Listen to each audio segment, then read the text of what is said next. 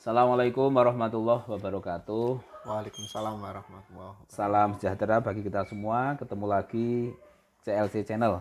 Kali ini kita ada tamu yang sangat penting di dunia eh, taman baca di Kabupaten Magelang. Beliau adalah Mas Muhammad Ihsanuddin. Assalamualaikum Mas. Waalaikumsalam. Sugeng rawuh matur nuwun, berani naik gunung di PKBM Taman Dewanta. Mas Ihsanuddin ini seorang duta baca Kabupaten Magelang 2019. Ceritanya gimana toh Mas? Jenengan bisa menjadi duta baca 2019, prestasinya itu apa? Oh ya, dulu itu sempat saya berawal dari mendirikan rumah baca, sejenis taman bacaan. Kemudian kami beri rumah baca Alam Kalijaga. Kemudian dari perkembangannya itu ada kesempatan untuk seleksi duta baca promosi perpustakaan Kabupaten Magelang. Kemudian saya berpartisipasi di situ beserta 60-an peserta di Kabupaten Magelang, kemudian diseleksi menjadi 18. Dari 18 itu ikut seleksi wawancara, kemudian tes kompetensi, baru diambil 6 peserta terakhir yang teratas. Kemudian dari 6 peserta itu baru diizinkan untuk presentasi. Kemudian harusnya itu mewakili perwakilan dari Kabupaten Magelang untuk maju ke tingkat Jateng. Tapi karena di 2020 dan 2001 ini ada COVID, maka ditunda sampai hari ini. Sampai hari ini. Iya. Tapi resminya jenengan hari ini masih sebagai duta. Masih sebagai duta baca. Kewajibannya ngapain sih duta itu? Hanya keren-kerenan atau apa itu? Itu sebenarnya kewajiban kita ya, bukan saya. Oh gitu. Bukan saya sebagai duta baca saja, tidak, tapi tugas kita bersama untuk meningkatkan minat baca, atau ayo kita semangat membaca. Bahwasanya membaca ini sangat penting. Membaca itu kan ada dua ya Pak Afif. Membaca ada dua pengertian. Yang pertama adalah membaca dalam ruang lingkup sempit dan ruang lingkup luas. Jadi yang sempit gimana? Yang sempit itu hanya sekedar membaca buku, kemudian membaca materi. Tapi kalau literasi dalam arti umum itu adalah membaca luas. Dalam pengertian luas, misalnya membaca potensi peserta manusia, kemudian potensi lingkungan sekitar. Justru yang dalam cakupan itu harus lebih disosialisasikan. Mungkin jenengan sebagai duta baca itu biar masyarakat tuh tahu bahwa literasi itu bukan sekedar baca buku. Wah, benar. Nah, yang bukan sekedar baca buku itulah yang harus lebih ditekankan. Contohnya apa Mas? Kalau di sekitar kita lebih detail tentang literasi yang bukan sekedar baca buku itu. Bukan sekedar membaca buku. Sebenarnya untuk gerakan literasi itu kan ada, kita sebut gerakan literasi nasional ya. Itu mencakup dari literasi masyarakat. Itu bisa melalui gerakan taman bacaan, kemudian rumah baca, kemudian PKBM. Kemudian untuk keluarga itu ada gerakan literasi keluarga, kemudian ada literasi sekolah.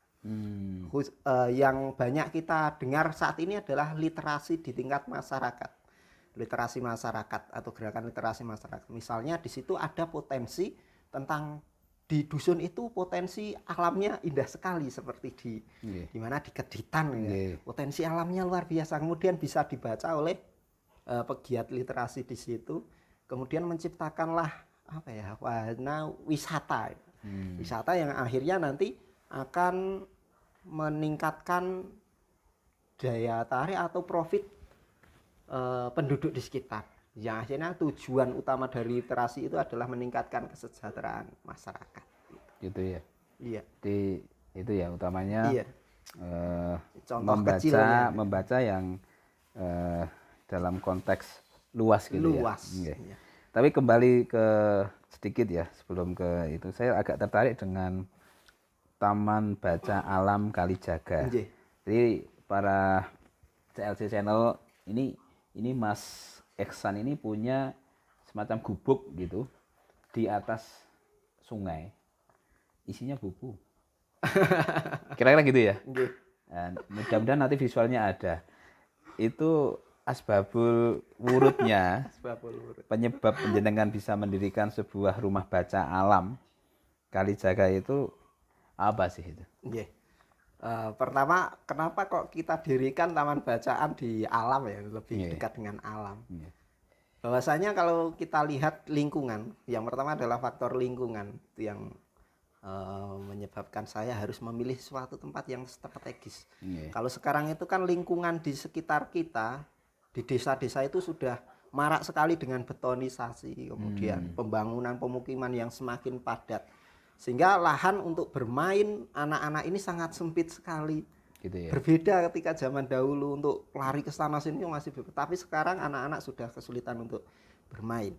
Sehingga mereka itu sangat jenuh sekali ketika harus berhadapan dengan ya seperti itulah aura apa ya pekerjaan. Kemudian aura dari teknologi yang sebenarnya akhirnya mereka itu sangat kangen sekali ketika melihat air mengalir, bisa membaca buku di bawah pohon gitu loh. Pernah mungkin Pak Afif mengalami hal itu ya, membaca buku di atas pohon bareng-bareng teman-teman itu kan hal mengasihkan gitu. Kemudian itu kami jadikan sebagai pemetaan potensi bahwa kita harus mendekatkan anak-anak ini di tempat itu sebagai gula. Selain itu juga memang di desa ini potensinya ya memang alam yang tidak boleh kita lupakan. Gitu ya. Ya. Anaknya sendiri gimana? Atau tanggapan masyarakat sini gimana? Cecah aneh utawa ini kayaknya di luar umumnya wong lah kira-kira gitu ya. Iya, benar. Gitu ya, betul ya? Iya. Gimana itu? Kalau tanggapan dari anak-anak itu saya yakin kemudian mereka juga bersaksi bahwasanya mereka sangat senang sekali ya. Senang sekali itu kan bisa diukur dengan raut wajah, kemudian cara mereka untuk menyampaikan ide, berekspresi itu kan sangat kelihatan sekali bahwa mereka sangat nyaman di situ. Sampai hari ini? Iya, dan mereka kalau dibandingkan dengan sekolah formal yang notabene menyimak materi di atas meja dengan kegiatan pembelajaran di tempat saya yang mungkin dia di bawah pohon dengan membaca buku itu sangat jauh sekali. Mereka lebih antusias ketika mereka itu bisa mendengarkan suara musik alam. Seperti metode quantum learning itu kan memang ada musik alam, musik barok seperti itu. Akan meningkatkan konsentrasi itu. Tapi untuk tanggapan masyarakat ini Gimana? Tanggapan masyarakat karena dulu itu awal-awalnya memang itu kebun salak, kemudian ya memang kita berangkatnya dari awal tidak ada biaya sama sekali sehingga berkembangnya itu sangat sedikit sehingga responnya masyarakat sinau kok di tempat seperti itu, kalau digigit ular bagaimana gitu. Ya. Kalau kepleset bagaimana ya gitu, karena memang faktor keamanannya belum terjaga di awal-awal gitu. Itu kalau memang terjadi hari ini itu justru menjadi sebuah apa ya, pengurangan ketergantungan anak kepada gadget. Iya. Ya kan? Karena kita banyak diskusi dengan banyak orang, dengan psikolog, dengan para tokoh praktisi pendidikan, mereka akan sangat kesulitan saat harus mengontrol anak-anak dengan HP. Iya. Di bawah ini aja namanya PKBM ya. Kadang-kadang saya juga merasa ini nggak bisa ngontrol. Main HP, wayah sholat main HP gitu. Iya. Dan ngajinya paling hanya 10 menit, selain itu langsung otak ke HP lagi. Apa sih apa namanya? Selain itu ada positifnya, tapi negatif dan lain-lainnya kan mesti banyak. Iya, banyak. Kalau bisa menciptakan seperti di tempat jenengan di apa tadi rumah baca alam Kalijaga ini kan sebenarnya memang layak menjadi duta gitu ya. Kira-kira mungkin itu ya yang menjadi pertimbangan apa namanya Kabupaten Magelang jenengan dengan berapa orang sih dari duta itu? Ada 6 dengan 5 yang lain tuh mungkin karena itu ya. Jadi tapi sebenarnya gimana? Secara anak-anak ini sebenarnya ada pengaruh negatif nggak sebelumnya? Ada nonton, bahkan nyun sewu ya, minuman keras atau gimana ini? Sebenarnya itu juga salah satu faktor penyebab berdirinya rumah baca alam Kalijaga karena lingkungan juga. Lingkungan yang sudah beralih ke kota. Kota itu bukan tempatnya yang kota tidak ya, tapi gaya Gayanya ya. Iya, gaya orang-orang desa itu sudah mulai luntur menuju ke kota. Ya kita tidak bisa pungkiri dengan pendidikan televisi ya. Televisi iklan, kemudian sinetron, kemudian ya banyak sekali lah pengaruh. Kemudian gadget juga semakin dekat, akhirnya mempengaruhi dengan kegiatan anak di desa. Akhirnya di situ ya banyak sekali perubahan mulai dari yang dicontohkan pemuda di situ. Akhirnya kan ditiru oleh anak-anak ini. Sehingga suatu ketika di situ ketika mengadakan, kalau dulu zaman dahulu memang tidak ada gadget, tidak ada apa, kreativitas seperti 17 Agustus itu ketoprak misalnya, ketoprak, kemudian pentas seni. Akhirnya kan beralih dengan teknologi itu, akhirnya ada dangdutan, kemudian ada apa, teknologi apa, organ tunggal. Nah, suatu ketika puncaknya itu adalah mendatangkan sebuah artis, Seorang ya. artis, kemudian yang delalah atau kebetulan sekali kok penampilannya itu kurang sopan. Oh gitu. Nih, akhirnya kan yang orang tua ini memberontak. Dari pemberontakan orang tua itu akhirnya mulai sadar. Kemudian kami berinisiatif. Ini sebenarnya yang harus diputus rantainya itu siapa? Apakah kita harus memberi pendidikan kepada yang orang tua, yang pemuda, atau yang anak-anak? Gitu ya. Karena saya sadar sebagai orang awam, saya tidak punya kekuatan untuk merubah yang sepuh atau orang tua ini. Kalau yang pemuda mungkin agak sulit sekali karena kita tahu karakter pemuda ya seperti itu. Singkat cerita itu dengan buat kegiatan itu di tengah-tengah situasi desa yang sudah sangat crowded ya. Iya. Tokoh-tokoh mungkin sudah aneh ya. Ya sudah bisa memecah gitu ya. Mecah suasana sengkarut kayak gitu. Individualistiknya sudah mulai muncul. Jadi misalnya ada orang yang amit-amit itu minum minuman keras di tempat, misalnya saya rumahnya di sini, kemudian di samping situ, maka tidak ada yang berani untuk menasihati. Karena yang muncul itu kan dosa ya dosa mereka, saya tidak mau ikut-ikutan. Itu urusan-urusan dia, bukan ikutan. Gitu. Berbeda ketika zaman dahulu pasti ada hukum sosial. Tapi hukum sosial itu sudah mulai luntur. Ini kok ramai banget itu. Gak apa. Ya nggak apa-apa. Jadi memang yang susah ini Mas. Jadi kami berharap ada inspirasi dari teman-teman dari kegiatan Mas Ihsanuddin yang bisa mendirikan komunitas baca, rumah baca alam Kalijaga. Filosofi Kalijaga itu apa? Apa karena di pinggir kali atau gimana? Sebenarnya untuk Kalijaga ini kan ada wejangan-wejangan dari Kanjeng Sunan Kalijogo. Tapi yang sering, yang menarik gimana? Yang cocok. Satu kalimat yang kami pegang di situ adalah ngeli tapi ora keli. Itu ngendikane Sunan Kalijaga tuh? Itu filosofi ke situ ya, dari Kalijogo itu. Saya dapatkan dari teman yang belajar di mana? Yogyakarta. Ngeli. Ya sebenarnya ada banyak sekali petuah-petuah Sunan Kalijogo. Tapi saya ambil ngeli ning ora keli karena situasi masyarakat waktu itu seperti itu. Ya. Kita ikuti alurnya dulu. Tapi jangan sampai kita juga ikut terhanyut. Gitu. Malah saya punya ide, Mas Ihsan. Kalau nama jenengan ada nama-nama seperti itu, Kalijaga, kalau bisa taman bacaannya itu terkhusus kalau bisa memiliki seluruh naskah-naskah Sunan Kalijogo kalau bisa. Karena taman bacaan Partai Berdiri itu kalau bisa jangan hanya sekedar ikut-ikutan, tapi harus punya spesialisasinya. Kalau sudah menggunakan nama Kalijaga, kok kita mau mencari literatur tentang Sunan Kalijaga kok minim, itu kan menurut saya ya jangan menggunakan nama itu. Kalau kalau nanti dari misalnya gini, kalau di Magelang kalau mau mencari tentang naskah atau hal-hal terkait dengan Sunan Kalijaga, itu ada Taman Bacaan Alam Kalijaga gitu.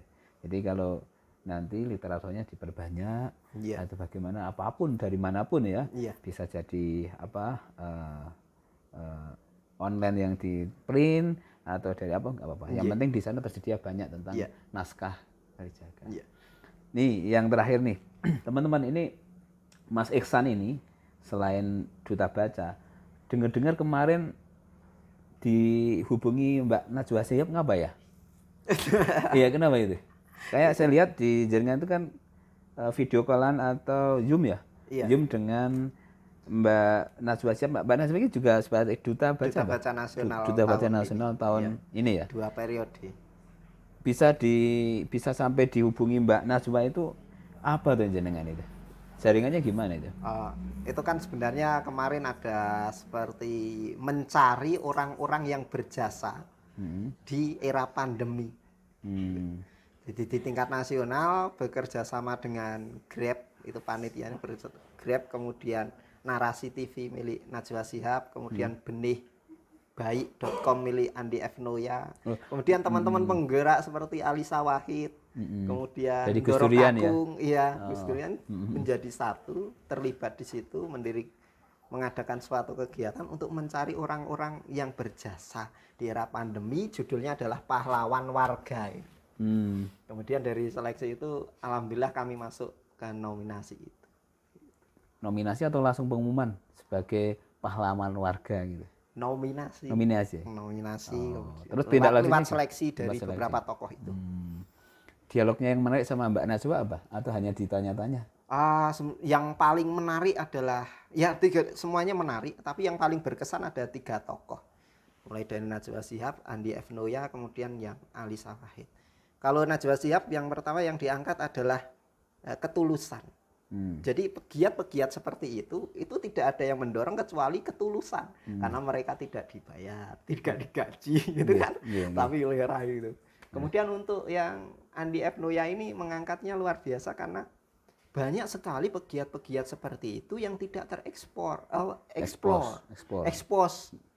Sudah waktunya mereka itu harus diangkat. Ini harus diangkat dan harus sangat penting sekali untuk diangkat agar menginspirasi gitu.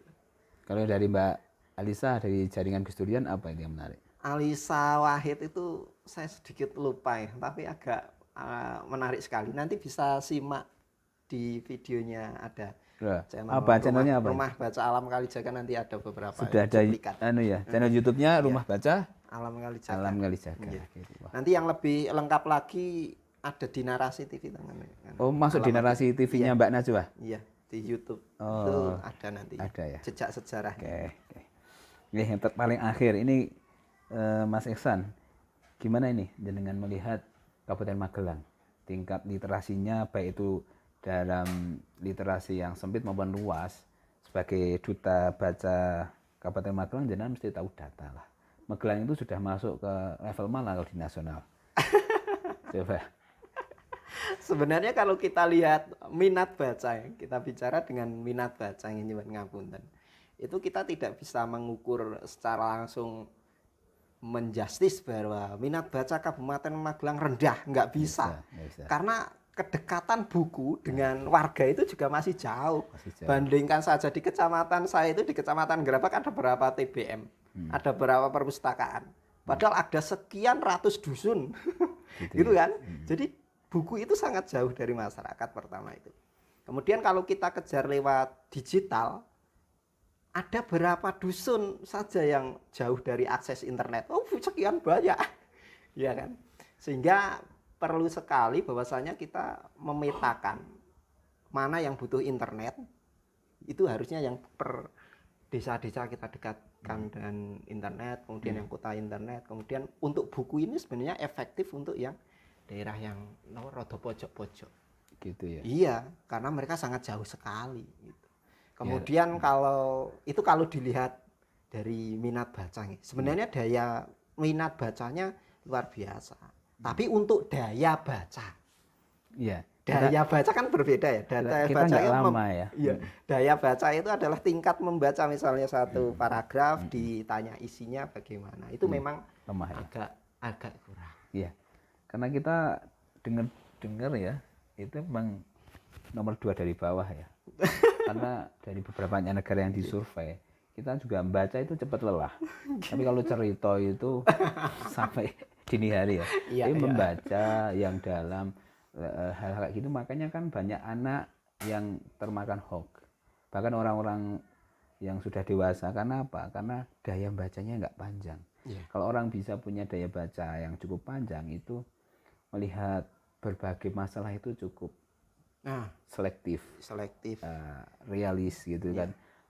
Makanya kan inilah PR kita semua dengan sebagai duta baca, terus mensosialisasikan seperti itu. Kita dari PKBM juga bagian dari literasi yang cakupannya mungkin bisa dibilang luas.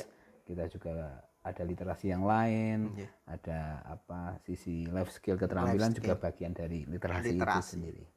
Terima kasih Mas Ihsan telah hadir di PKBM Taman Dewanta. Mudah-mudahan menginspirasi kita semua. Amin. Dan kapan-kapan kita akan ke tempat jenengan, cari video yang bagus di sana. Kita akan ngobrol-ngobrol lagi di sana. Terima kasih Mas. Demikian CLI Channel ngobrol singkat kita dengan Mas Muhammad Ihsanuddin, Duta Baca Kabupaten Magelang tahun 2019 sampai sekarang, yang telah begitu banyak melakukan kegiatan sosial yang tadi sudah kita diskusikan bersama-sama. Mudah-mudahan ada nilai lebihnya untuk kita semua. Terima kasih, kita ketemu lagi di lain kesempatan. Terima kasih Mas Ihsan. Sama-sama. Assalamualaikum warahmatullahi wabarakatuh. Waalaikumsalam warahmatullahi wabarakatuh.